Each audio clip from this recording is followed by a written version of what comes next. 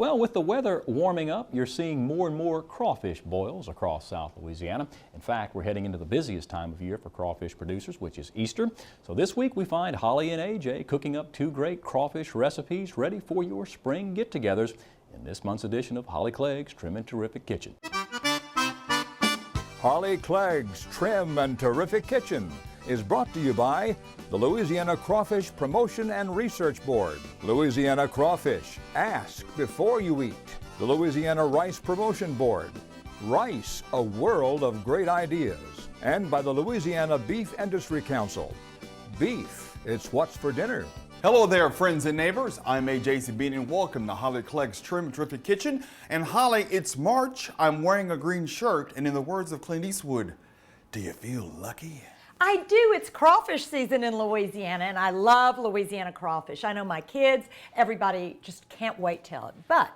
But we're going to use crawfish tails, which truly you can find Louisiana crawfish tails year round. And a good little tip is you want to get them now, and you could, when the prices are down, and freeze them.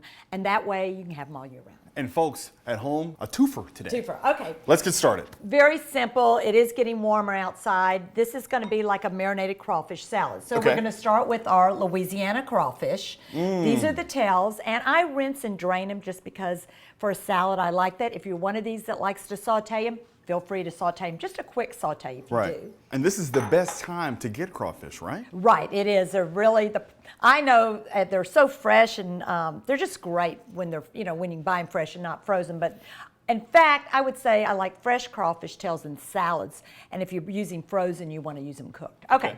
Cherry tomatoes or grape tomatoes that are halved. I think they're a little sweeter than any tomatoes, and they're easier to cut. Green onions and a little black olives. Kalamata olives, and feta in this recipe is, we've got the artichoke hearts. Okay. And feta is optional, but in my books, why would you ever make feta optional? I agree with you. So we'll do this, and I'm going to toss this together while you make our vinaigrette, which is very simple. Okay. And this is olio de oliva. Olive oil, and here's a little just good seasons Italian dressing, mix a little mix, and that's just vinegar. What kind of vinegar is this? I use seasoned vinegar, rice vinegar, but truly whatever vinegar you have at hand. It's one of my big tips.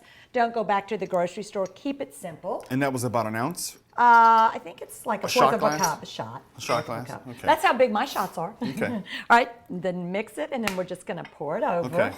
And I'm going to do like a little Casey in the Sunshine Band here. I'm going to shake, shake, shake. Look at the wonderful colors, the flavors. They sort of all... Shake your dress in. That's good. Come on. That's good. We have another recipe to make. Oh, we have another one. Okay. Okay, just put it on. And Holly, I wanted to tell you, in Louisiana, our crawfish producers, they generally have about 10 to 14 acres of crawfish. Because, crawfish ponds they're not necessarily a pond, so to speak. So, moving on.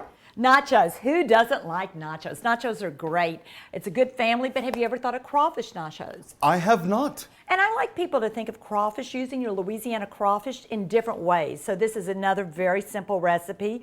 You just take fat-free sour cream and a little light mayo. Okay. Green chilies. That's going to give it our Mexican touch. Green onions. I love green onions and everything. Who doesn't? And a little cumin. And cumin's going to give it that little smoky flavor. And then you want to hand me our Louisiana crawfish. And again, I have rinsed and drained them, but... And how much crawfish is this? So this is a pound of Louisiana crawfish. Pound, okay. And we're just going to put it in. Okay. All right. Okay, we lost one. Oh, that means you get to eat it. We have an Aaron crawfish. All right, so here could have used a little bigger bowl. Okay. All right, now all we're going to do is you get baked pita chips or potato chips, or really, again, what you have on your house. Okay. And we're going to just, you want to help me? Just dollop it on. Sure. I will just scoop this on. Yeah, just do it. And you had, this is baked. Right. Correct? We're going to bake it in the oven. All right. And we'll just do it. I'm just going to show you real quickly. And it'll sort of spread when it's cooking. And then you have the pièce de resistance. Well, actually, we're going to sprinkle with a little reduced fat Mexican blend cheese. Okay. Yum. This is jack cheese. And a little paprika. We'll do like the chefs do. Paprika. Make it pretty. And really what we're going to do, AJ, is we're going to broil it. So we're going to take it and broil it just till it melts. You want to watch it carefully. So I'm going to go pop it in the oven. All right. And while she's popping it in the oven, folks, we'll be right back and we'll show you how this beautiful recipe, this twofer, will look when we come back. Stick around. All right, folks, thank you so much for sticking around. Holly! I'm coming with our hot nachos right out of the broiler. Look at them. Oh, they're scrumptious. They look wonderful. And folks at home, I want to thank all of our Louisiana crawfish producers who produce crawfish over 120,000 acres for this beautiful dish right here. It's amazing, and they're so popular all over the United States. Louisiana crawfish has made a statement. So, the May proof I? is in the tasting. Now, Holly, you said these are on pita chips, right? Yeah, you could use whatever chips you have at home. It doesn't matter. How good are they? I mean, it's a new twist on nachos. I promise you, your whole family is going to love this. You really could use it as a meal. And You can here really is taste our the sweetness of the crawfish and the onions and all that plays really well together. grapes. Has a little southwestern flair to it, but with our me just Louisiana hang on to crawfish. that. And there's your marinated crawfish salad. You know, AJ likes maters. And while you're tasting that, I'm going to tell you, I have so many delicious crawfish, seafood, Louisiana recipes in my Louisiana Gulf Coast favorites Oh, cookbook. Holly, this is money right here. And you have to remember, the nachos, the salad, it's all trim and terrific. Everything has your nutritional information and your diabetic exchanges. From Kitchen 101 is the salad, and the crawfish nachos are from here. Good things and easy to do. You remember my philosophy, 30 minutes in the kitchen and you are out. So for more of my recipes, or you want to sign up for my monthly newsletter, just go to hollyclegg.com. In fact, if you want more information about Louisiana crawfish, you can go to our website at TWILAtv.org. I have to admit, nachos are my favorite. I have to dig in too. And while we're digging in, we want to thank you guys for tuning in. And so we'll see you next time. That's all from here.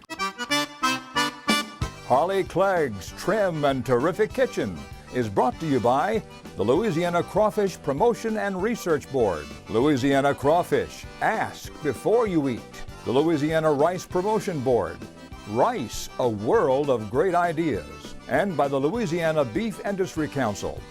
Beef, it's what's for dinner.